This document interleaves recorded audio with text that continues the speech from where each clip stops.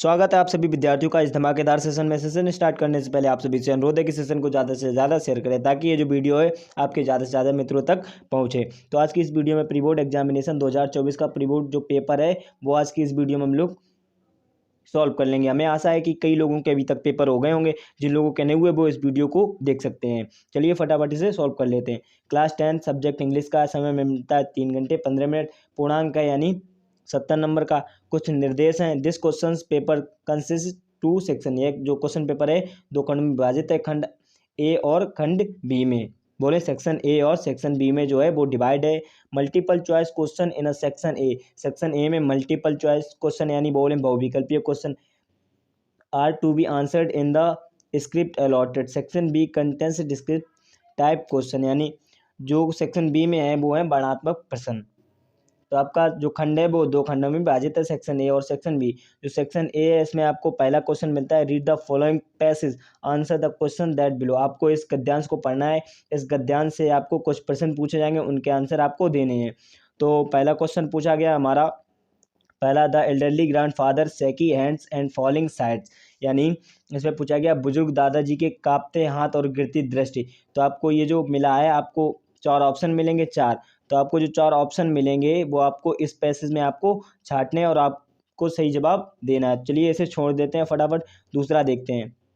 दूसरे में पूछा गया what did the husband and wife do, यानी पति पत्नी ने क्या किया। तो आपको इसका भी आंसर पैसेज में मिल जाएगा, तो मैं इसे भी छोड़ दे रहा हूँ। और जो तीसरा रह गया है मैं इसे भी छोड़ दे रहा हूँ क्योंकि इनके आंसर जो है आपको पैसेज में मिल जाएंगे।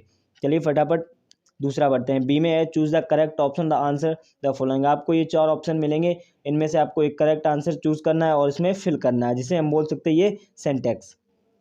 तो आप लोगों को इतना तो आता ही होगा जो आप सही आंसर इसमें फिल कर सकते हो। चलिए इसे भी छोड़ देते हैं। पांचवा जो है हमारा, दीज डे इन दिनों पारुल फॉरगेट हर मेडिसिन वेरी ऑप्शन। तो इसका जो आंसर होगा वो होगा डी, फॉरगेटर। इन दिनों पारुल हमेशा दवाई भूल जाती थी। छठा है हमारा, which the following words in correctly spelled, यानी आपको जो चार मीनिंग मिलेंगी, चारों मीनिंग को आपको सही छांटना है कि इनमें सही मीनिंग कौन सी है। तो इनमें सही मीनिंग क्या है, डेंजरस जो है वो सही मीनिंग है, इज द राइट आंसर। फटाफट क्लियर। नेक्स्ट है हमारा सातवां, rearrange the word use cluster to make a meaningful sentence. आपको ये जो दिए गए tomorrow play shall be football, तो आपको इनको मिला के एक सेंटेंस बनाना, जो करेक्ट सेंटेंस है उस पर सही टिक लगा देना है। क्लियर। आठवां है हमारा, the noun forms of mother is. Mother जो है वो चार आपको ऑप्शन मिलेंगे, इनमें नाउन छाटना है। तो इनमें जो नाउन है वो क्या है, मदर्स जो है वो नाउन है, is the right answer. Clear. फिर है हमारा, read the following except answer the question that below. आपको फिर एक पैसेज मिलेगा, तो उसमें से आपको कुछ क्वेश्चन पूछे जाएंगे। Where were the account of the baker recorded, यानी बेकर का अकाउंट कहाँ था जिसमें वो सारा लेख देख रखते थे, तो कहाँ था। चलिए इस पैसेज को हम पढ़ लेते हैं, आप लोगों को तो समझ में अभी आया नहीं हुआ। The baker usually collect in his bills at the end of the month, monthly accounts use to be record on the same ball and pencil. उनका जो क्या था, वो अपना रिकॉर्ड रखते थे, कहाँ रखते थे, use to be recorded on the ball and pencil. Clear.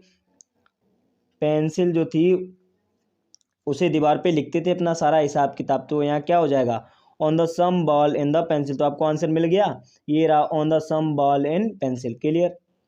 तो आपको मैं ये से भी छोड़ दे रहा हूँ, इसको भी आपको पढ़ लेना है और आंसर सही लगा देना है। Based on the prose lesson answer the following question. Prose से संबंधित क्वेश्चन उसमें से आपको आंसर देना। Who was Margot Frank, Margot Frank कौन थी, तो मैंने फ्रैंक की कौन थी, सिस्टर थी। तो क्या हो जाएगा, Annie's sister is the right answer. Clear.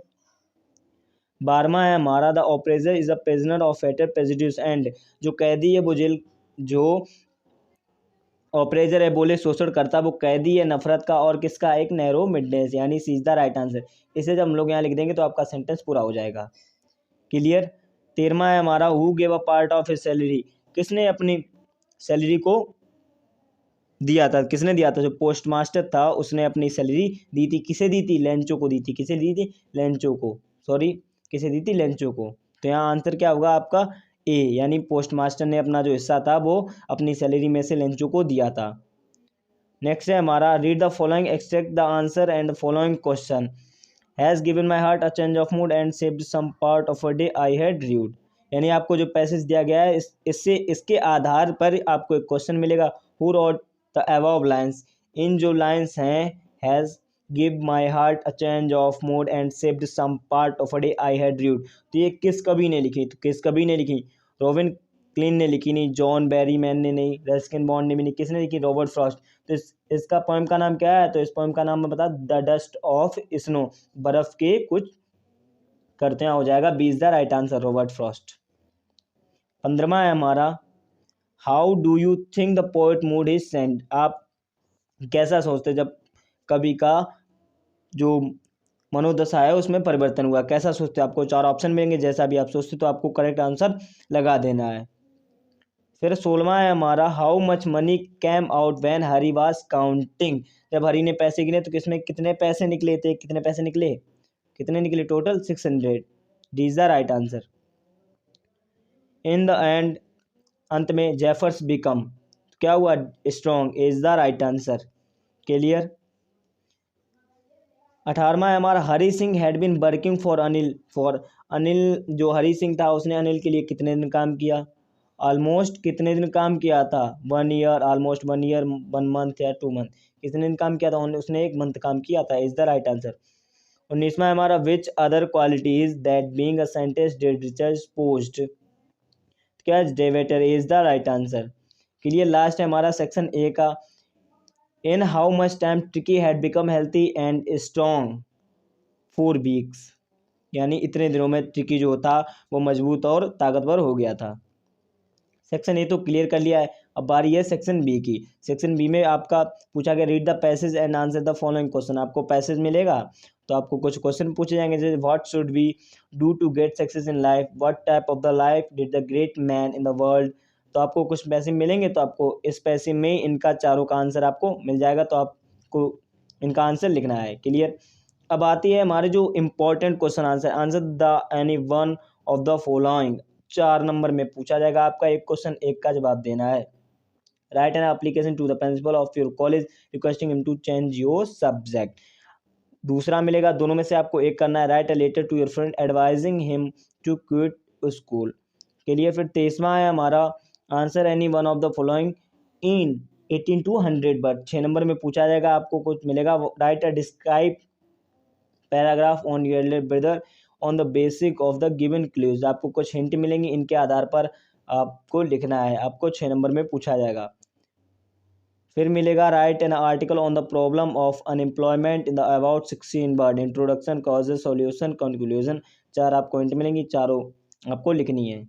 फिर 24 में पूछा जाएगा, rewrite the following by changing into the indirect. Indirect आपको चेंज करना, he said to his mother, तो क्या हो जाएगा? प्लीज दिया गया तो क्या हो जाएगा? He requested his mother to give me, को चेंज करेंगे, मी क्या है? सॉस। तो मी को जब चेंज करेंगे फर्स्ट पर्सन सब्जेक्ट के अनुसार तो क्या आ जाएगा? His sauce. क्लियर। 2 नंबर में पूछा जाएगा, बीमा change the following into passive. Passive पूछा जाएगा तो आपको पैसिव फटाफट बना लेना है। नेक्स्ट है punctuate, punctuate the following, hey there how are you. Hey, तो आपको इन सबको कैपिटल में लिखना है, कुछ नहीं करना है।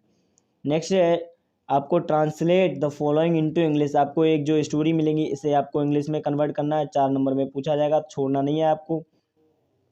अब हमारे पूछे जाएंगे प्रोज एंड सप्लीमेंट्री से question answer. Answer of the following in 30 to 14 words. Why did Lencho write a letter to God. Lencho ने ईश्वर को पत्र क्यों लिखा।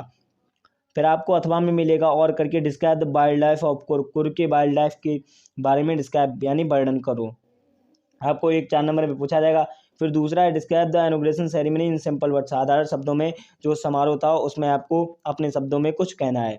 इसके बाद आपको मिलेगा, डिस्क्राइब द बस इन विच बल्ली सैट। उस बस के बारे में वर्णन करो जिसमें बल्ली बैठी थी। इसके बाद 26वां पूछा जाएगा, answer any one of the following question in 16 word. आपको एक दोनों में से एक करना है जिसमें से आपको कम से कम 60 शब्दों में लिखना है। तो मेरे हिसाब से draw character sketch of Nelson Mandela, Nelson Mandela ji का करेक्टर स्केच आप कर सकते हो। And saved some part of a day I had rued explain. इसे आपको एक्सप्लेन करना है, इसे आपने एक्सप्लेन नहीं कर सकते हो तो right 4 lines from any poem prescribe your syllabus, do not copy lines given in the question paper. आपको 4 लाइनों की पोएम लिखनी है जो इस प्रश्न पत्र में आई हो, उसे नहीं लिखना है। क्लियर। इसके बाद है हमारा 28वां, write the central idea of any from the following. Animal, fire and ice में आपको सेंट्रल आइडिया पूछना है, 3 नंबर में पूछा जाएगा। क्लियर। तो ये आपका प्री बोर्ड पेपर है, प्री बोर्ड में ऐसे ही पूछा जाएगा।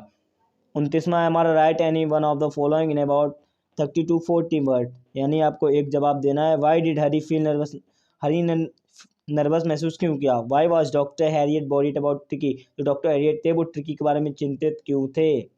क्लियर। तो आपको एक पूछा जाएगा 3 नंबर में। इसके बाद right any one of the following in about 16 word, 7 शब्दों में आपको आंसर देना है।